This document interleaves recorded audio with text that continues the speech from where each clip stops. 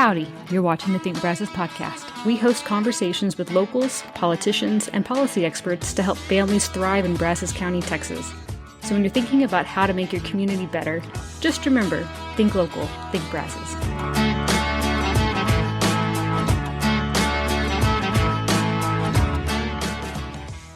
Before we jump in, if you're voting in Brazos County this election, we've put together a free 2026 Brazos Valley candidate guide. It lists every race on the ballot, from federal to local, with a downloadable spreadsheet you can customize and share. Find it at thinkbrazos.org. All right, so this is the Think Brazos podcast, and we're happy to be joined by Prentiss Madison Sr., who is running for Precinct 4 of Brazos County Commissioner's Court. Thank you so much for joining us today. Yeah, thanks for having me, Charlie. I really appreciate that. Yeah, so this isn't the first time we've had you on the podcast, but we do want to go through a little bit of your background and, what service you've done so far. I know you were on the city council of Bryan. Yes. But can we go through that for a couple of minutes, and then we can get into also why you're running? Oh, absolutely.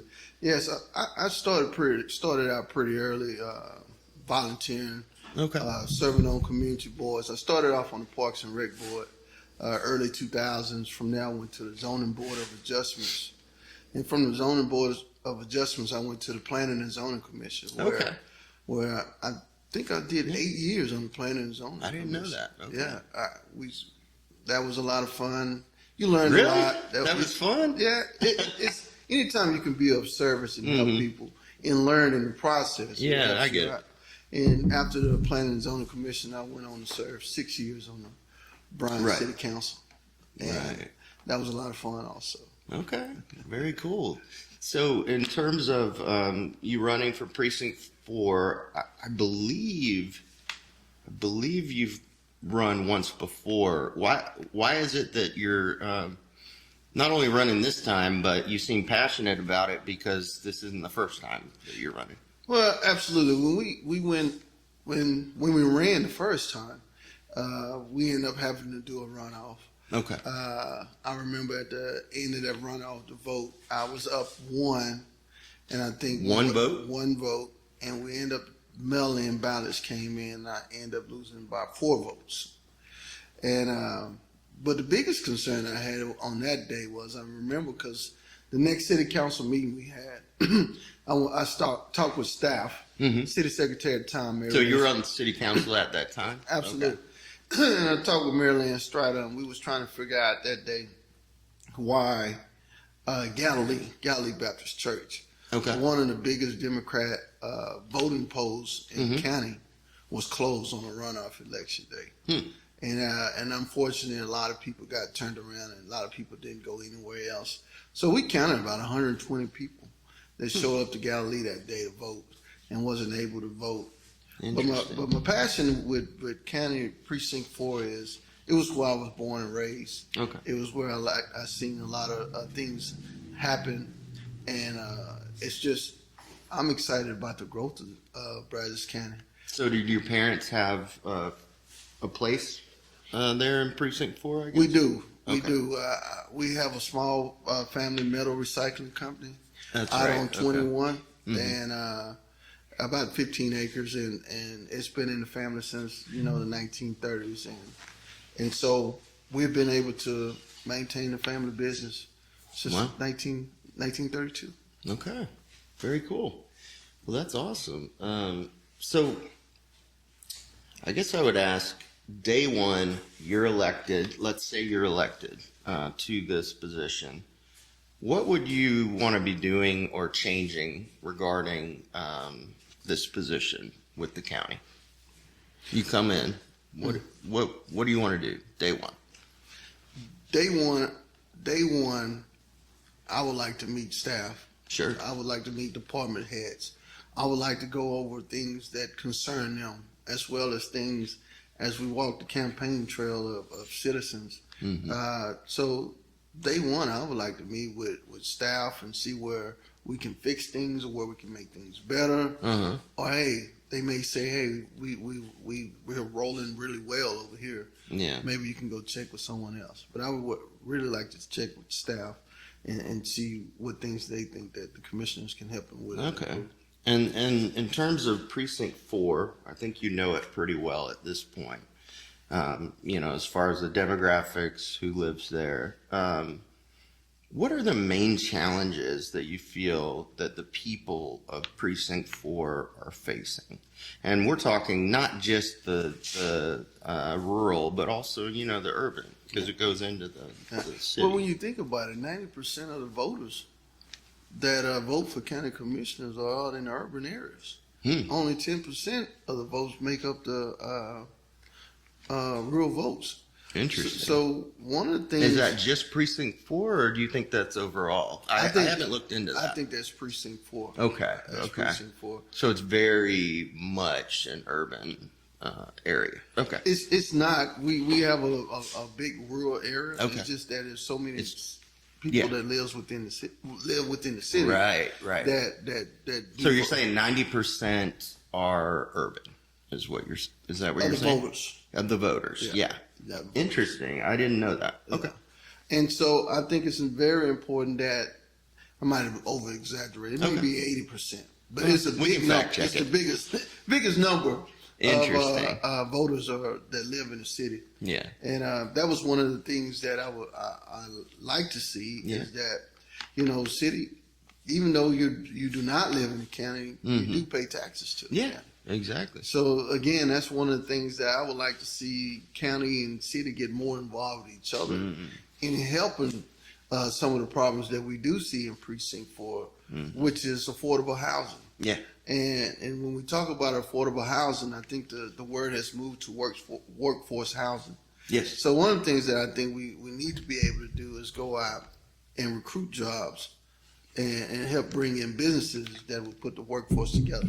Now, also, when you look at Precinct 4, we're not saying that Precinct 4 is the one that have a lot of higher education. So we would be looking for companies that come in and hire blue collar workers. Yeah, and with good benefits, with a good healthcare program also.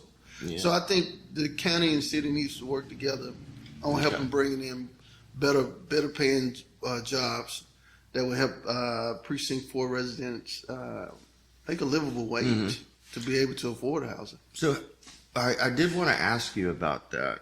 How do you feel about those? I don't know if the county does 380 agreements, but the idea of incentivizing businesses, large businesses, to come into the county, forestalling their paying taxes for a time being, much like what the city does. How do you feel about the county doing that?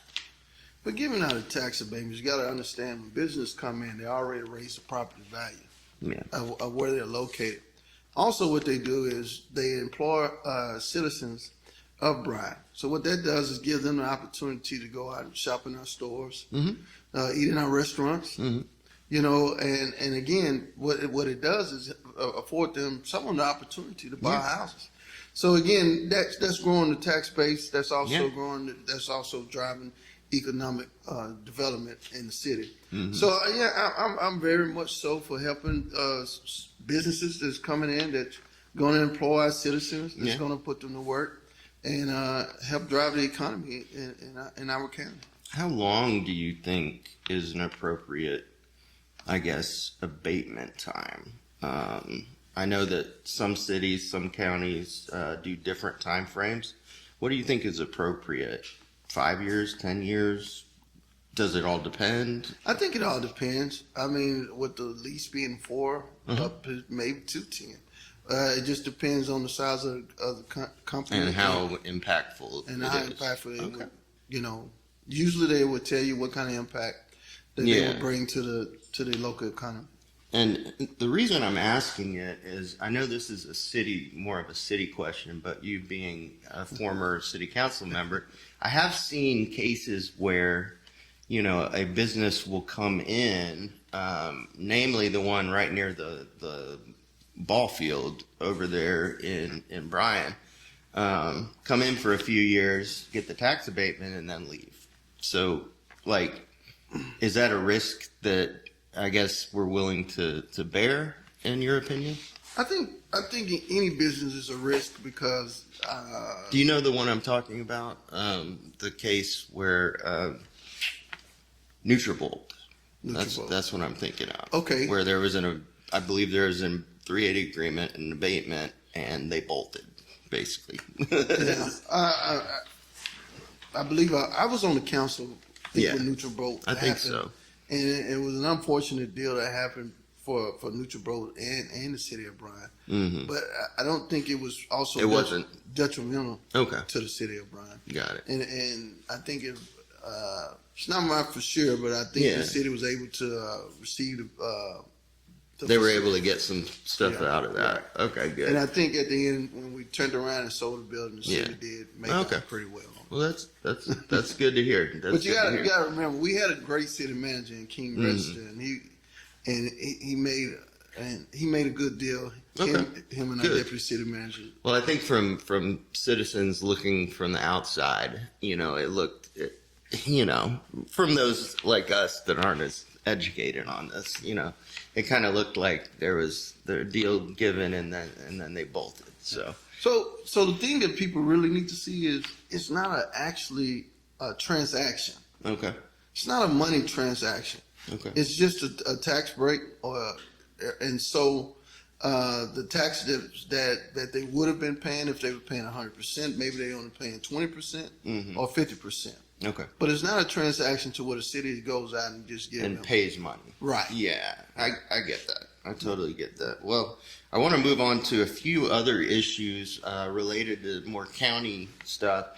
A big thing that's going to be coming up, especially should you be elected to this position, is there are some changes to county regulations related to things like roads. And some counties, I don't know about Brazos County, but some counties in Texas are really looking at county-wide zoning codes, things where builders, developers, including those like Habitat, outside of the city limits would need to abide by new rules.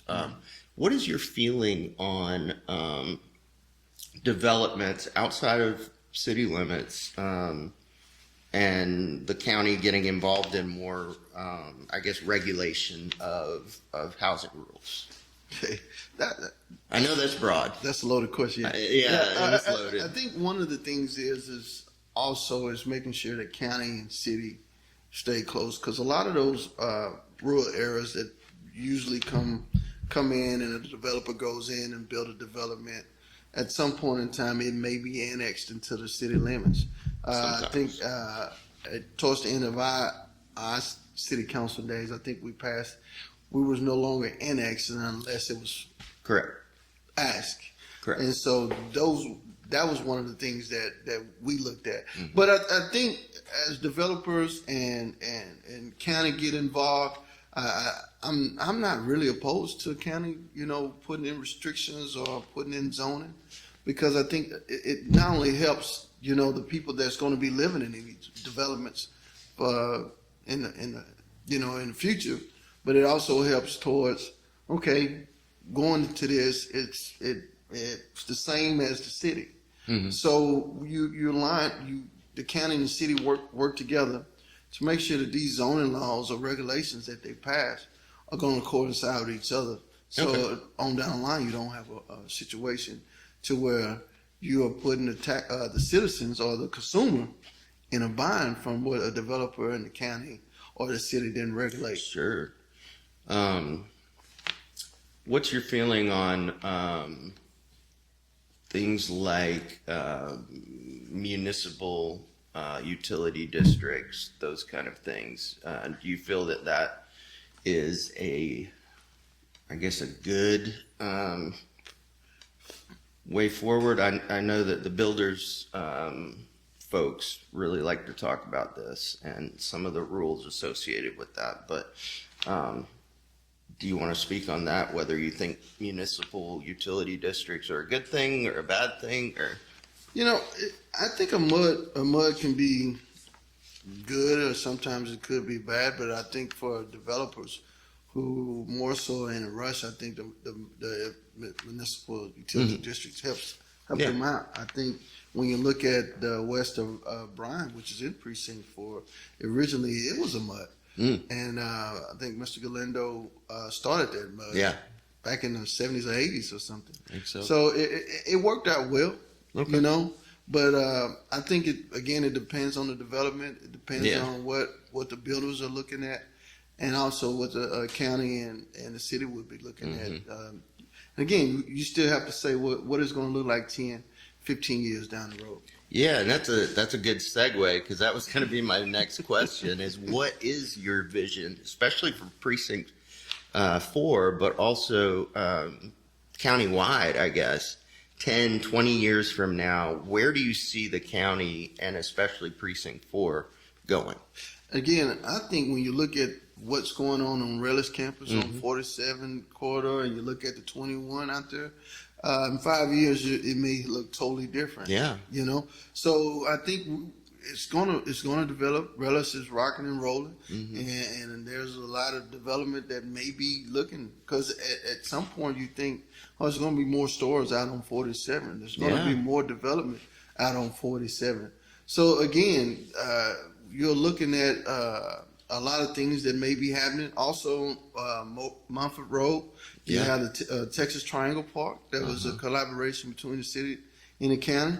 This Triangle Park is growing at a rapid rate. Yeah. So again, you think about the things that are coming in, and then so developers look at it. I had the pleasure of working with the Ardens on Rudder Point, which is another subdivision over off Old Reliance Road. It's in Precinct 4. Yeah. And I had the opportunity to sit and talk with the builders of Pleasant Hill subdivision out here. So again, they're working in different phases out on Pleasant Hill Road, Pleasant Hill. So there's some things that especially we need to look at when you look at Sandy Point all the way out to OSR.